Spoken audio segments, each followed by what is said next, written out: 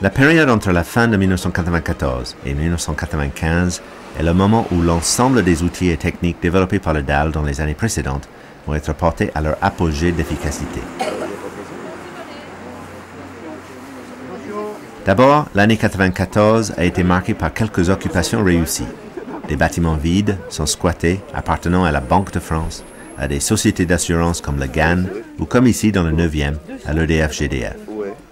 Ces sociétés n'aiment pas énormément la contre-publicité. Les familles occupantes se trouvent assez rapidement prises en charge et relogées.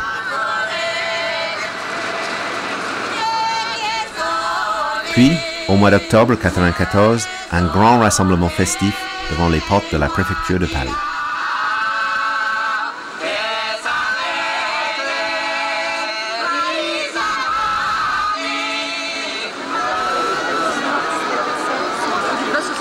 Je me souviens aussi d'un grand rassemblement où tu as joué un rôle qui était devant la préfecture de Paris, où vous avez déposé je ne sais pas combien de demandes de réquisition et des papiers de réquisition. Tout à fait, plus de 800. Plus de 800 demandes, hein. On s'était installé.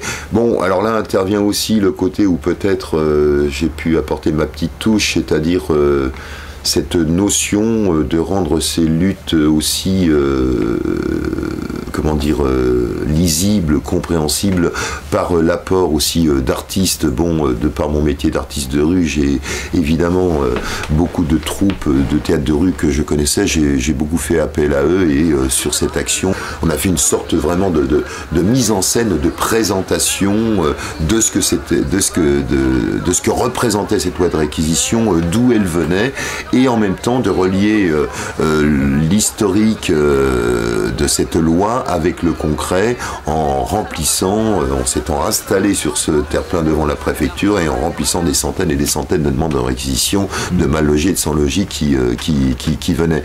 Donc je pense que là c'était important aussi parce que effectivement ce côté, comment dire, non pas festif, mais comment dire, oui, un côté spectaculaire et en même temps très concret, reliant le spectaculaire au concret. Je crois que c'était aussi un dénominateur commun de droit au logement. Je pense qu'on n'a jamais monté des actions pour monter des actions. Elles ont toujours été dans le sens de comment peut-on rendre lisible au plus grand nombre une lutte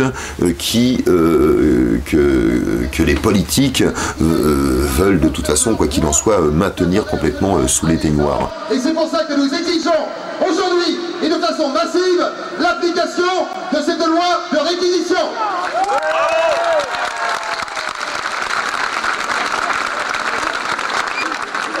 Repose l'espoir légal de toute une catégorie aujourd'hui d'exclus, inéluctablement dans le grand fossé de la détresse. Sachez aussi que tous les militants ici présents iront jusqu'au bout de cette intervention. Nous le disons clairement, notre détermination sera inébranlable. Voilà, les réquisitions vont partir. On demande aux musicaux d'accompagner cette délégation comme il se doit, de la façon la plus belle qui soit, c'est-à-dire avec quelques notes pour le public.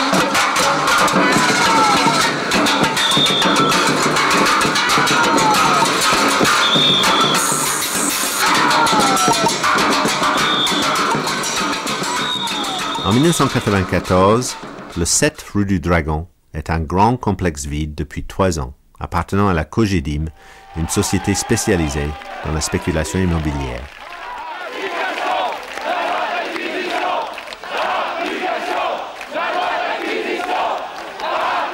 Outre 2 immeubles d'habitation, il comporte une école et une grande cour intérieure. Son occupation le 18 décembre sonne un grand coup dans l'espace politique français.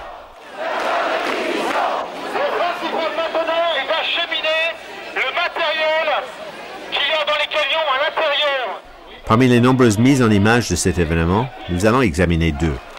Il y a le projet de vidéo « Lieu ouvert » développé par Samir Abdallah.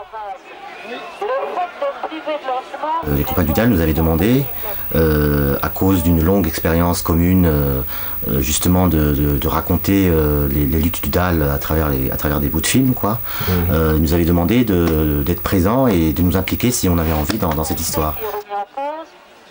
J'ai tourné l'entrée dans le lieu et ça semblait évident d'emblée que c'était une aventure qui commençait, que ça donnait envie de la suivre.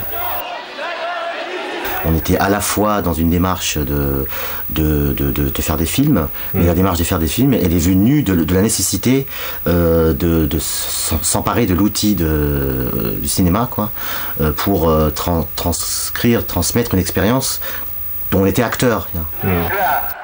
Que c'est au nom de la loi que nous sommes là, que les 60 familles sont là.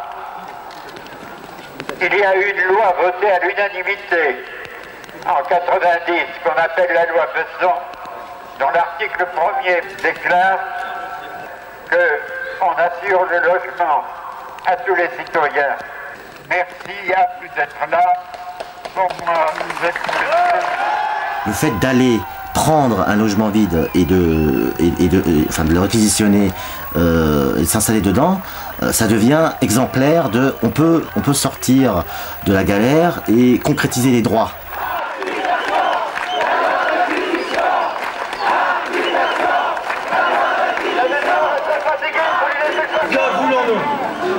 Nous voulons loger aujourd'hui 60 ménages qui sont sans abri ou qui vivaient des conditions de logement innommables.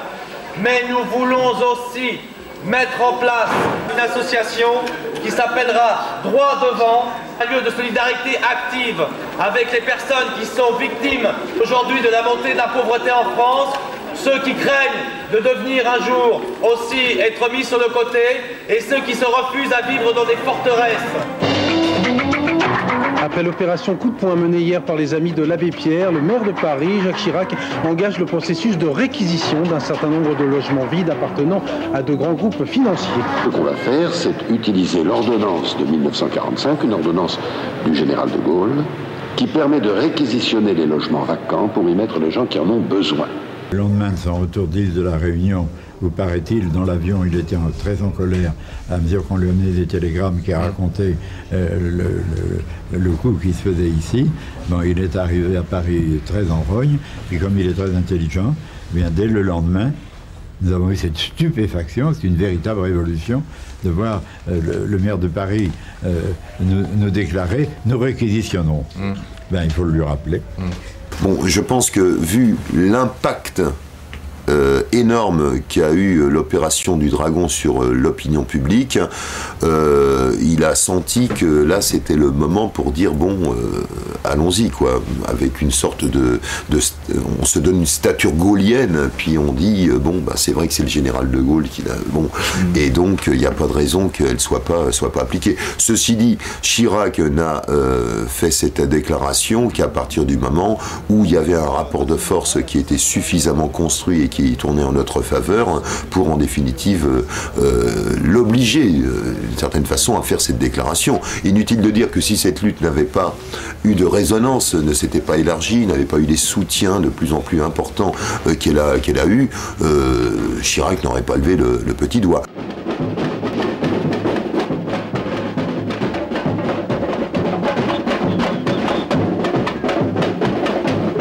Il y a une bonne intelligence du timing.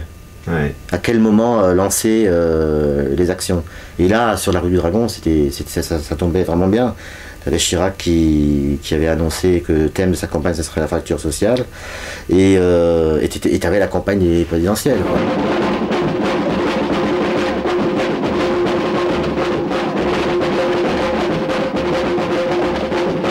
Droit devant, c'est vrai, secret, pour faire en sorte que cette lutte des sangs ne soit pas marginalisée, ne reste pas dans son coin, et soit simplement une lutte de pauvres complètement détachée, je veux dire, de l'aspect culturel, échange des savoirs. Ce qui nous a paru, en tout cas, fondamental, c'est que les exclus, les précaires, comme ils disent, sont des personnes, des hommes et des femmes qu'on a constamment ravalés aux marges de la citoyenneté, et pour qui l'aspect culturel, l'aspect création, échange des savoirs est une donnée qu'il ne doit pas, comment dire, avoir prise sur eux, quoi.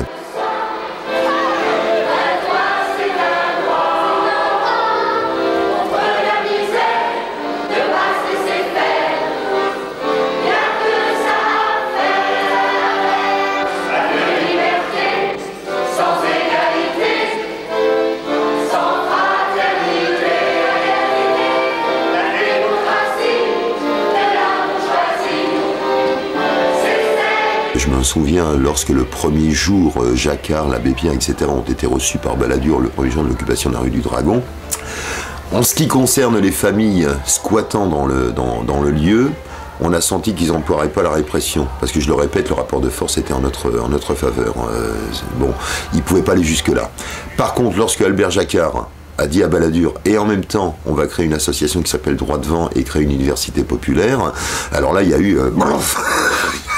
paf, rideau qui s'est fermé. Bon, là, je crois que le père Albert, il s'est lancé un peu vite de dire à Balladur, et puis on va ouvrir une université populaire avec tout ce que ça représentait, évidemment, d'historicité dans les têtes, dans les mémoires populaires, 68, etc. La gueule à Balladur s'est complètement détériorée. Alors là, il a fait. Alors ça, par contre, il n'est pas question. Bon, évidemment, là, bon, on a bien senti que là, ça, la répression risquait. Et effectivement, elle a été forte lorsqu'on a voulu effectivement lancer officiellement cette université populaire en ouvrant l'autre côté de la rue du Dragon qui donne sur la rue de Rennes.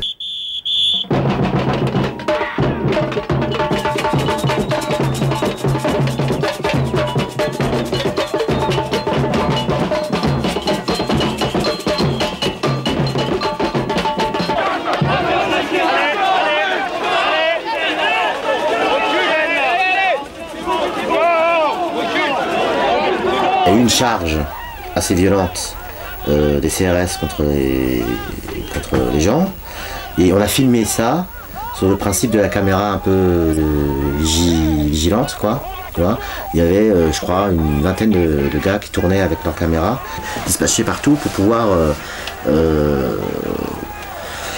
comment dire, témoigner de la violence policière qui a effectivement eu lieu. Et à la télévision, ils avaient dit qu'il y avait eu des violences.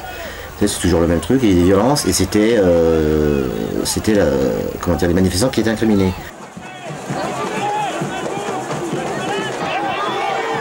À Paris, 1 millier de personnes se sont rassemblées devant les locaux de la rue du Dragon, habités par des sans-logis. Ils voulaient inaugurer l'espace contre l'exclusion appelé Droit Devant.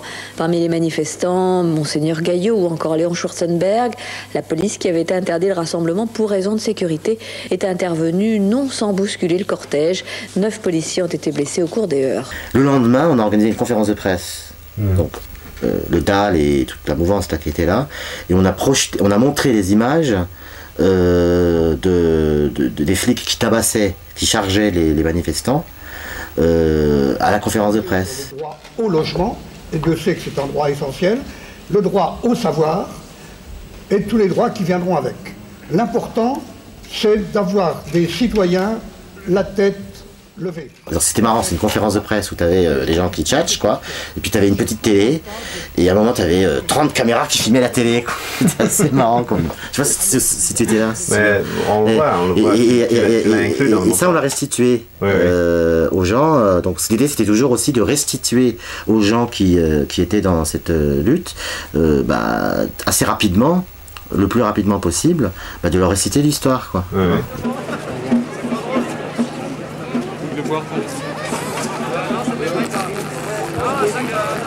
Je pense que c'était en février 95, vous avez monté l'écran sur la place Saint-Germain-des-Prés, vous avez montré les images, notamment tournées lors de la charge policière, et une espèce de retour marrant entre projeter les images sur le mur, filmer le processus.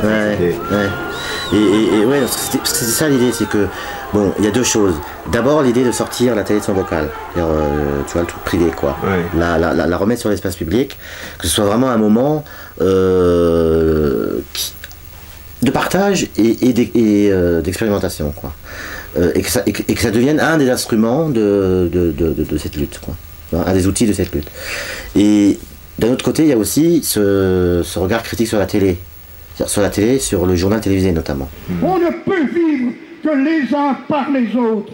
L'enfer, ça n'est pas les autres. L'enfer, c'est d'être exclu par les autres. Alors que tous ceux qui veulent nous exclure, aient honte. Monsieur le ministre de l'Intérieur, qui voulait nous exclure, ayez honte.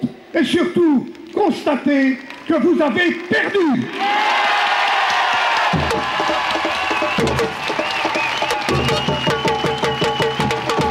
Alors, tenons-nous le pour dit, jamais, tant qu'il y aura un mouvement de liberté, on trouvera toujours autour de nous des forces qui sont là pour nous réprimer. Mais par contre, ça me donne la force et le courage de leur dire à ces forces que leur force n'est rien, parce qu'elle se base sur rien d'autre que le bouclier et la matraque. Ma force, elle se base sur mon cœur, mes battements de cœur, et la croyance et la foi dans l'amour.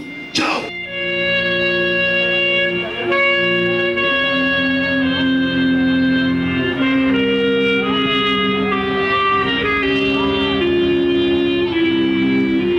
Ce qu'on a essayé de faire avec cette démarche, c'est pas seulement filmer, c'était filmer, monter très vite. Tu vois, on n'était pas en train de faire l'œuvre, tu vois, de cinéaste, je sais pas quoi. On était en train d'essayer de transmettre cette expérience rapidement, mais du point de vue du mouvement, et non pas du point de vue de la rapidité journal télévisé, quoi. Tu vois. Et quand on allait à Amiens ou à Marseille ou à Toulouse, je me rappelle très bien d'ailleurs de la séance à Toulouse, l'idée c'était aussi, voilà, cette lutte, elle a cette exemplarité-là. Vous qui êtes sur Toulouse, qui êtes sur Amiens, qui êtes sur Marseille, je sais pas quoi, voilà ce que ça donne, quoi. Hein. Et donc ça donne, je dis pas que c'est la raison qui pousse les gens à faire la même chose, mais ça alimente leur décision, leur détermination à faire les choses. Si c'est possible à faire à Paris, bon, bah, rue du Dragon, on peut le faire nous chez nous, quoi. Voilà.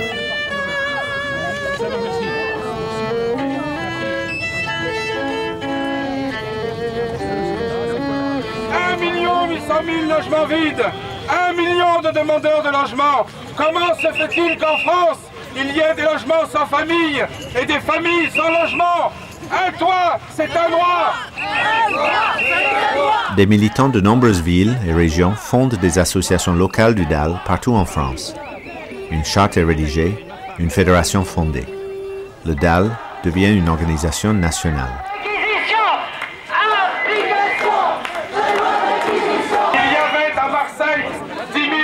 De logement social. Il y en a 2 de moins. Obligation de réquisition. Obligation de réquisition. Un toit, c'est un droit. Un droit au logement, avec le collectif des avocats, nous nous battons depuis des années pour que le droit au logement soit enfin reconnu. Il y a 10 ans, lorsque je plaidais devant les tribunaux et que je rappelais la loi de réquisition, il y a 10 ans, lorsque je rappelais que le droit au logement était un droit et devait être revendiqué, on avait tendance à me rire au nez en me disant que les services sociaux pouvaient très bien s'occuper des pauvres. Maintenant, le droit au logement est devenu une réalité. Tout récemment, le Conseil constitutionnel a déclaré dans un arrêté que le droit au logement était un objectif à valeur constitutionnelle. Tout récemment également, un président du tribunal de grande instance, celui de Paris, pour ce qui concerne le procès de la rue du Dragon, a dit que le droit au logement était un droit fondamental, c'est-à-dire un droit qui fonde les éléments élémentaires de notre société et de notre corps social. Mais en attendant, j'y insiste, tant qu'on n'aura pas le droit, on prendra le gauche, on se servira. Cette forme d'action, mariée à l'intervention de personnalités morales, qu'une autorité morale reconnue, elle ne pouvait que produire de l'intérêt du circuit médiatique pour cette lutte, quoi. Et je pense que ça a été aussi l'intelligence du DAL de gérer ça, quoi. Et il y a une vraie réflexion sur les médias. Il y a le DAL, les copains du DAL, ils ont su autant investir les copains, copines qui, tu vois, comme, enfin, je veux dire, comme, c'est pas peine de citer de nom, mais il y en a plein, pour produire des documents sur leur lutte, en leur laissant un maximum de, je veux dire, mais on ressent vraiment totalement la liberté de création et de démarche et de critique et tout ce que tu veux, tu vois, ce qui est rare souvent les gens dans les assos, ils veulent tu vois, tu fais ce que je te dis de faire, quoi. Tu as un espèce de commissaire politique au-dessus de toi qui te dit voilà, ils ont eu l'intelligence de laisser des tas de gens différents, avec des sensibilités différentes, produire des documents, des regards sur leur lutte et s'y impliquer éventuellement. Tu vois. Beaucoup d'entre nous se sont investis concrètement, je veux dire, au-delà de faire un film sur, tu vois, c'était aussi faire avec. D'un côté, et de l'autre côté, d'être le plus, comment dire, d'essayer d'utiliser au maximum donc le média, et notamment le média télé. Le DAL, pour moi, répond immédiatement à la question que je me pose, c'est-à-dire le DAL résout quelque chose d'une façon immédiate. Je n'aime pas la compassion. Elle n'a aucun lieu d'être. Et j'ai aimé que ça s'appelle droit au logement. C'est un droit. C'est pas une aumône. C'est justement sortir, et droit devant aussi peut-être permettrait de sortir de ça, d'une sorte de fatalité qui veut et qui fait qu'on peut considérer l'état des gens plus démunis comme un phénomène de catastrophe naturelle. Ce n'est absolument pas vrai. On peut remédier à ça. Et peut-être que grâce à droit devant, au DAL, on commence à se sentir moins honteux, quand même. Le gros danger de ça, c'est ces personnalités qui brillent, et qui brillent réellement, hein, qui sont brillantes même, je veux dire. Elles pourraient faire ombrage, entre guillemets, petites gens, tu vois. Mais je crois que là, il y a eu comment dire, aussi une intelligence de essayer de laisser au maximum s'exprimer la parole des petites gens, quoi, eux-mêmes, hein, et de s'organiser eux-mêmes. Je me souviens des réunions qui se passaient dans les premières heures des occupations de maisons vides, où le premier souci de Bavard et des autres, c'était il faut que cette histoire ne peut tenir que si c'est vous, premier concerné, qui la prenez en charge. C'est vous qui êtes concerné, tu vois. Bon, et c'est pas toujours évident à réussir, parce que tu as d'un côté la tendance très naturelle à se substituer aux gens et à parler à la place des gens, qui existe partout, et la tendance aussi assez naturelle des gens à déléguer le pouvoir de la parole, etc., à des représentants. Je me présente, je suis le roi des exclus. Si je suis le roi des exclus, vous allez comprendre pourquoi. Vous, messieurs, dames, les Français, j'ai passé 30 années de ma vie parmi vous. Et je suis maintenant dans la rue. Voilà la parole à Brigitte, maman de famille de la rue du Dragon. Moi je suis bien contente d'avoir un appartement. Et je veux dire c'est appréciable de pouvoir se laver, de manger à table et de voir mon enfant au moins grandir. Parce que pendant toutes ces galères, mon enfant je l'avais mis chez une nourrice. Et toutes les nuits je retournais dans ma cave, sans le voir. Et ça fait du mal pour tous les mères qui sont dans mon cas, pour tous. Merci.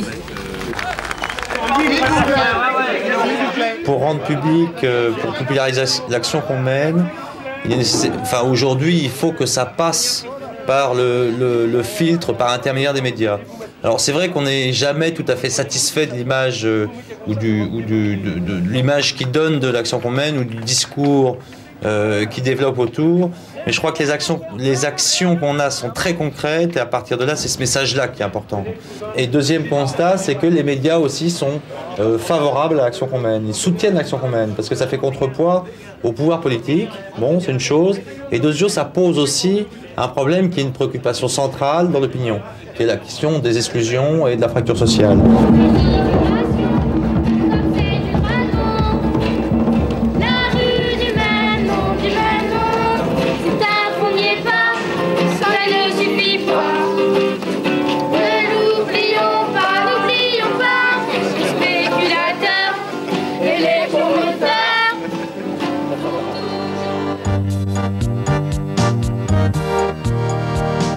J'ai aussi découvert un épisode de l'émission Sagacité, réalisé par Christine Le Héron.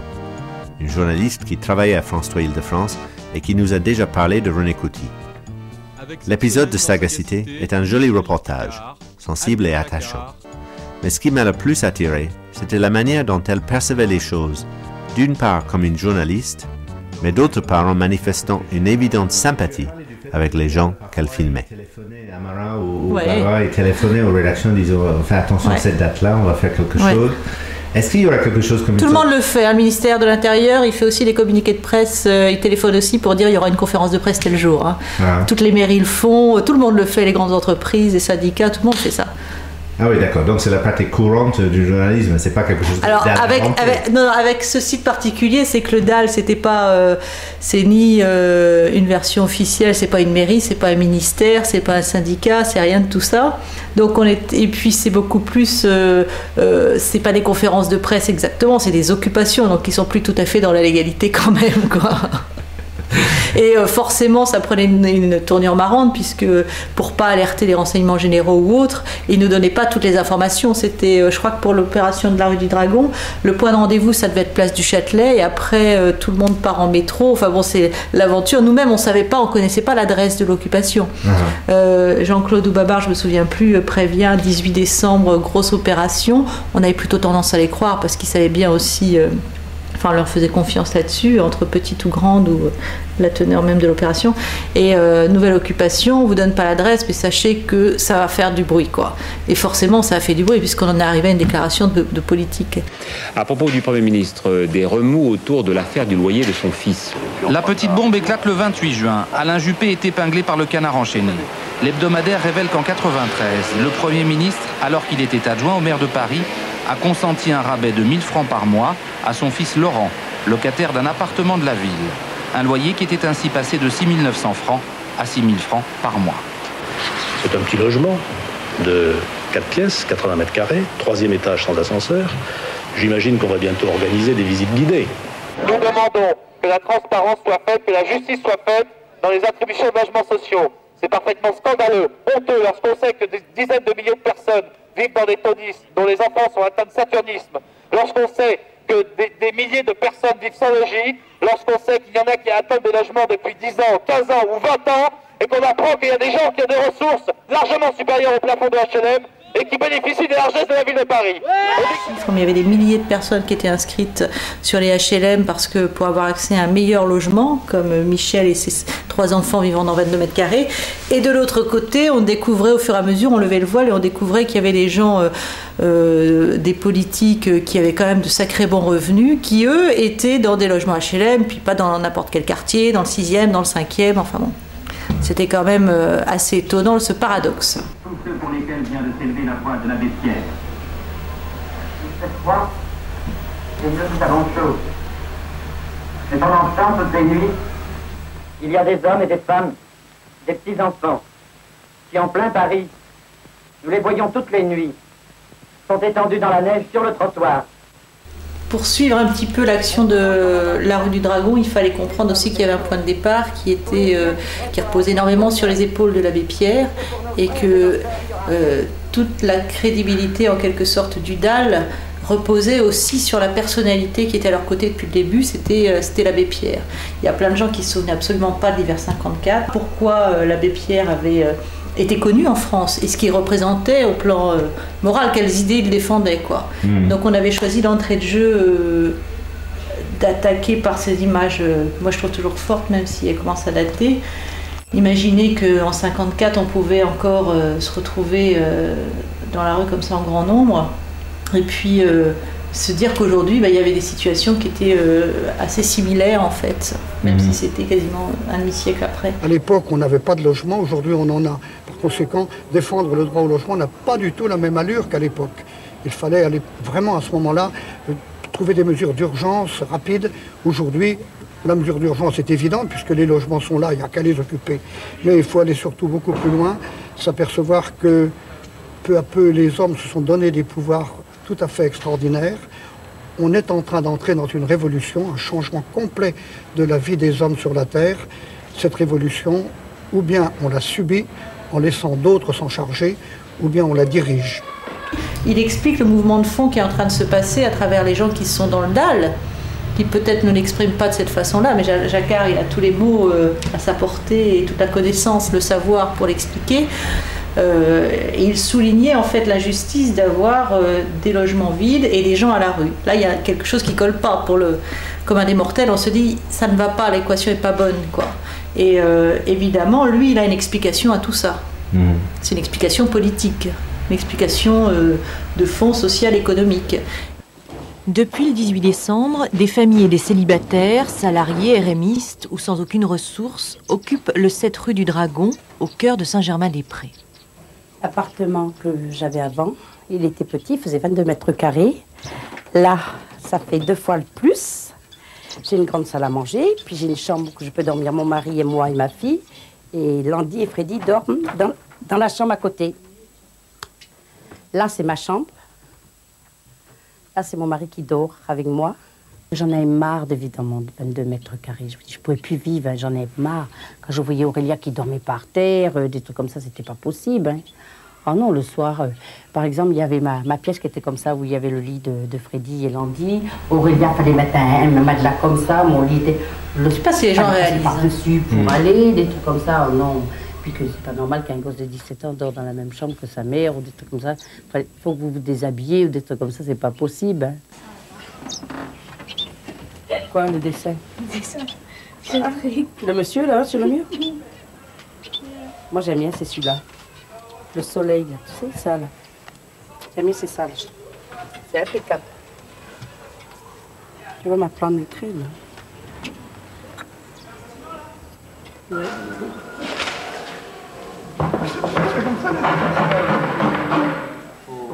Là, j'en rajoute parce qu'on n'a pas assez de matériel pour le stage. Parce que là, ce sont des jeunes qui s'exercent à devenir des échassiers. Oui, c'est-à-dire que c'est un stage de formation professionnelle qu'on a fait ici. Le fait d'être grand-père et de m'interroger sur le sort qu'auront mes petits-enfants m'oblige à m'inquiéter sur le siècle qui vient. Le siècle qui vient peut être pas mal, peut être écœurant, épouvantable. Je crois que c'est ça qui est profondément mon inquiétude. Dans quel monde est-ce qu'ils vont vivre? S'ils vivent dans un monde dur, un monde de l'exclusion, un monde de la compétition, je ne les envie pas. Et j'ai l'impression que je n'aurais pas fait mon métier de grand-père. Faire mon métier de grand-père, c'est leur préparer un monde vivable.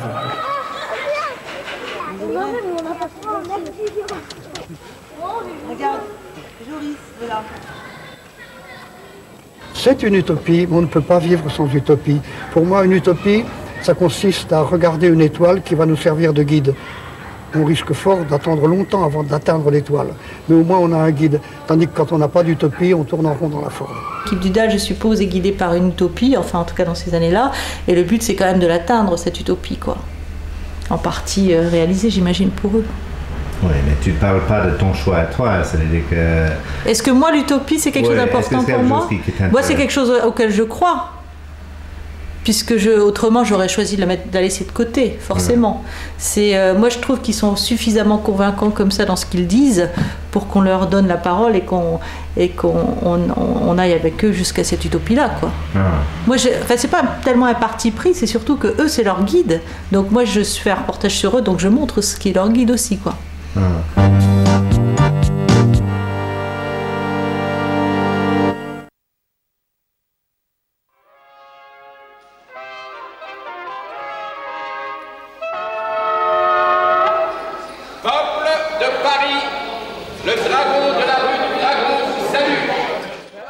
Quelles sont les retombées de l'affaire du Dragon? Les 60 familles restent dans les lieux jusqu'en janvier 1996. Elles sont toutes relogées. On est dans le Dragon, il nous a mangé. Le Dragon nous a avalé. Doigt-devant quitte l'école pour se replier dans un local dans le 18e arrondissement. Ses ambitions de devenir une université où les savoirs et l'expression artistique croisent les exclus sont mises en veilleuse. Elles deviennent essentiellement une association d'action pour la régularisation des sans-papiers et contre la mondialisation.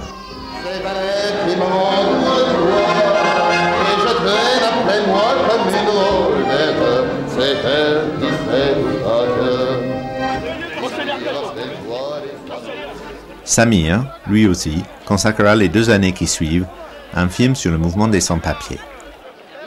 Une des suites de la rue du Dragon et de Droit Devant, quand même, c'est le mouvement des sans-papiers. Ouais. Dès le premier jour de l'occupation de l'église Saint-Ambroise, le 18 mars 1996, donc 2 ans après l'ouverture de la rue du Dragon, il y a grosso modo la mouvance qui s'était impliquée dans la rue du Dragon qui se retrouve sur la question des sans-papiers. Tu vois. Et nous, de même, enfin je veux dire, sur l'idée de faire, de raconter cette histoire avec le moyen du cinéma. La ville de Paris, on avait la légitimité parce qu'on avait des gens dehors, des gens dans la rue qu'il faut bien loger. Le CDSL continue ses actions et entre autres, en décembre 1996, participe au squat d'un immeuble de la ville de Paris, ouverte pour devenir un lieu associatif de lutte, la Maison des Ensembles.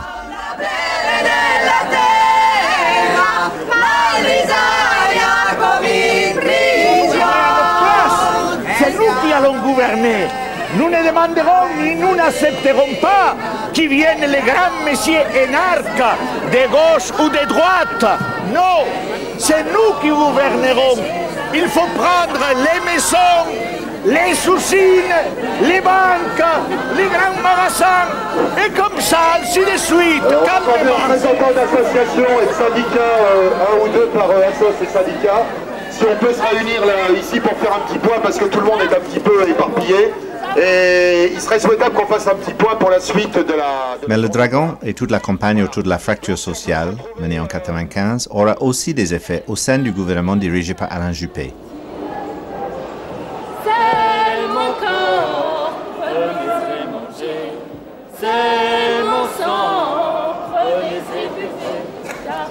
Alain Juppé ne le sait pas encore, mais quand il envoie les CRS envahir l'église de Saint-Bernard, expulser les sans-papiers, il commet un des 2 actes de son gouvernement qui marqueront la mémoire. L'autre est la grève des transports de novembre-décembre 1995. Pourtant, il avait démarré sous le signe du social. Réduire la fracture sociale était la promesse qui avait valu l'élection de son président, Jacques Chirac. Sylvie Carlier, lors du tournage de son film « Comme tout le monde », a interviewé son ministre du Logement, Pierre-André Périssol. Celui-ci s'est lancé dans une défense de la réquisition digne de l'abbé Pierre lui-même. Une crise immobilière consécutive à la bulle spéculative qui a prospéré dans les années 90-91. Et de telle sorte qu'il y avait à la fois des locaux vacants, immeubles de logement, mais aussi immeubles de bureaux, et des gens très mal logés ou pas logés. Et une société qui tolérerait des locaux vacants à côté de gens très mal logés ou pas logés est une société qui serait malade. Et donc, nous avons voulu donner un signal fort pour montrer que cette situation n'était pas admissible. Et nous avons réquisitionné en 2 fois 1000 logements qui ont été livrés ou occupés en fin 87. En termes de compte de la nation, parce que vous me parlez finances, des gens très mal logés, ça coûte beaucoup d'argent en termes de santé, en termes d'échecs ultérieurs éventuels. Je crois donc assurer un toit à tout le monde, certes correspondant aux moyens qu'ont ces gens, il ne s'agit pas de... est certainement une nécessité. Suite aux réquisitions annoncées, les militants du DAL font une pause dans leurs actions. Elles reprendront dès que la mise en œuvre du plan s'essouffle.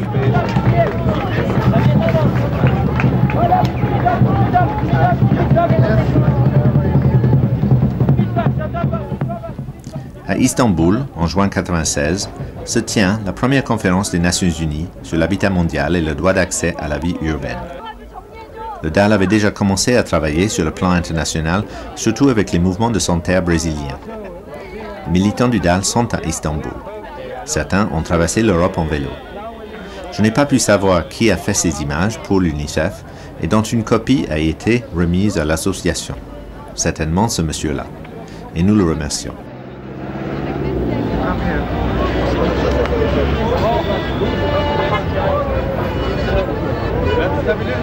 Puis, au moment où les occupations reprennent, pendant l'été 1996, le DAL est contacté par une cinéaste canadienne.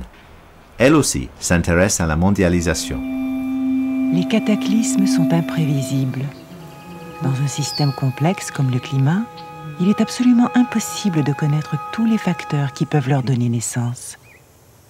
La plus lointaine, la plus infime perturbation atmosphérique, un battement d'ailes de papillon, à l'autre bout du monde, peut déclencher un ouragan tout près de chez vous.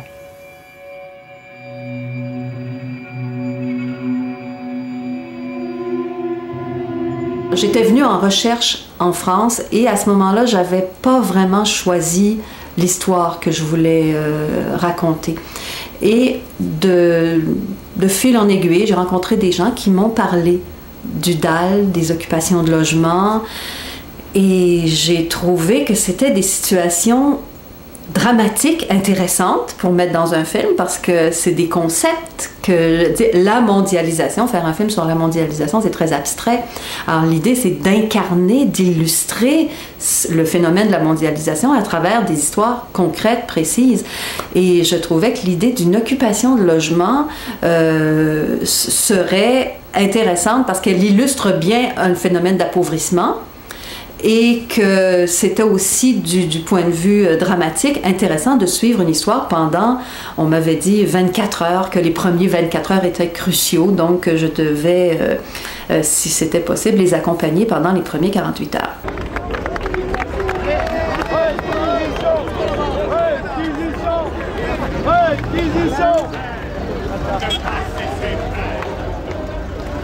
Aujourd'hui, le gouvernement envisage, au nom des déficits budgétaires, d'amputer le financement pour la réalisation de logements sociaux pour les personnes aux bas revenus. Ce que Jean-Baptiste amène dans sa première intervention au micro, c'est que le gouvernement est en train de supprimer les aides au logement.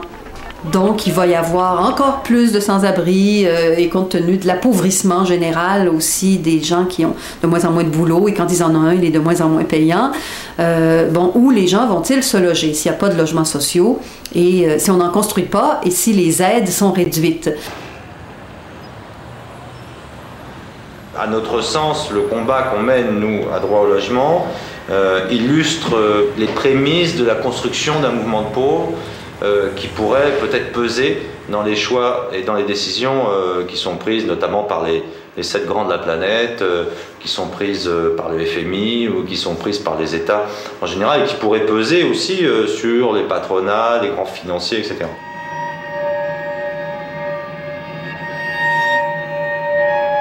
C'est ce lien-là qui m'intéressait dans le DAL. C'est le passage de, comme juste avant, juste après, j'ai des séquences avec des marchés financiers. Les marchés financiers qui, dans ce cas-ci, à Paris, imposent au gouvernement des compressions budgétaires dans l'aide au logement, la construction de logements sociaux. Et qu'est-ce que ça signifie pour les gens qui ont besoin de ces logements? Qu'est-ce que ça signifie en termes d'accès au logement et de droit au logement?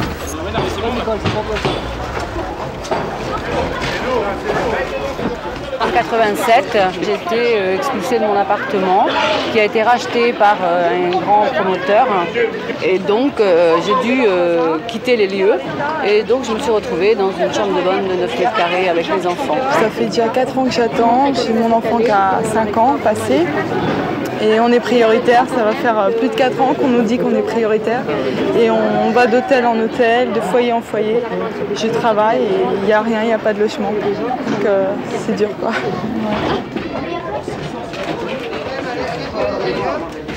On m'avait dit qu'il y avait des occupations où il y aurait beaucoup de sans-papiers, tout ça, mais je trouvais que dans le film, ça aurait été mélanger les cartes que de mélanger les problèmes.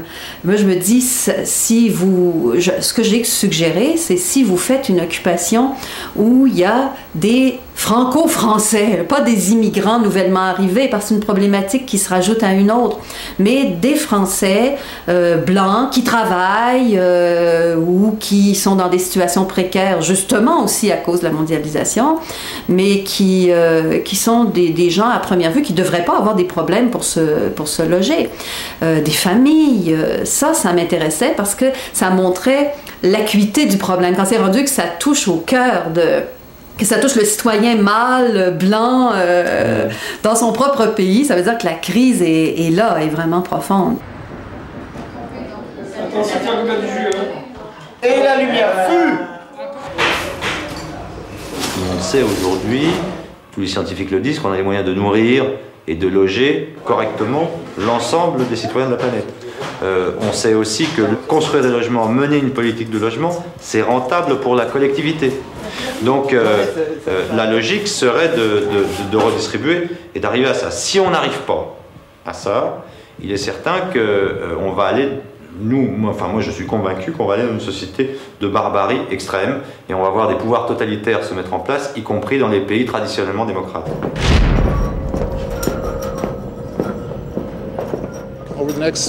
D'ici 5 ans, nous allons dépenser 5 milliards pour construire les prisons dont la Californie a besoin. Je poursuis le film par une séquence aux États-Unis où c'est l'État de Californie qui décide d'augmenter les budgets des prisons. Alors on réduit les budgets pour les logements sociaux, l'éducation, la santé, et on augmente celui des prisons. On bâtit des murs autour des pays pour empêcher les immigrants de venir. On élève des frontières alors qu'on enlève celles qui concernent l'argent. On élève les frontières pour ce qui est des humains, pour les déplacements des travailleurs, entre autres.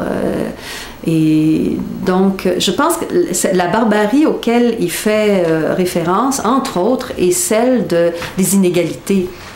Si on se retrouve avec une poignée de gens qui ont plus d'argent qu'ils en ont besoin pour vivre 10 vies, et à côté des gens à qui on nie le droit à l'éducation, le droit au logement, le droit à la santé, ce sont ces inégalités-là, déjà en elles-mêmes, sont une forme de barbarie, parce qu'elles sont une négation de la dignité humaine, de droits humains fondamentaux, et elles impliquent que si ces gens-là revendiquent, se révoltent, on prend les devants, on va assister à la construction de pouvoirs répressifs. Et ça, c'est grave. Ça, on s'approche de la dictature.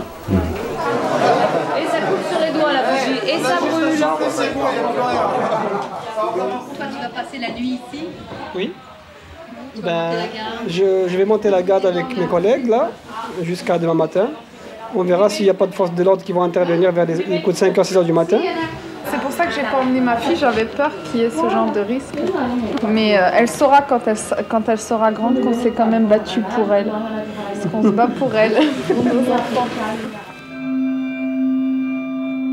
US dollars today is for 1 million up, 5.4. Ça vaut la peine de dépenser d'origine à très long terme. Après une journée de fortes turbulences sur les marchés, l'humanité a clôturé à la baisse à New York, Montréal, Paris, Londres, Tokyo. No idea who bought anything.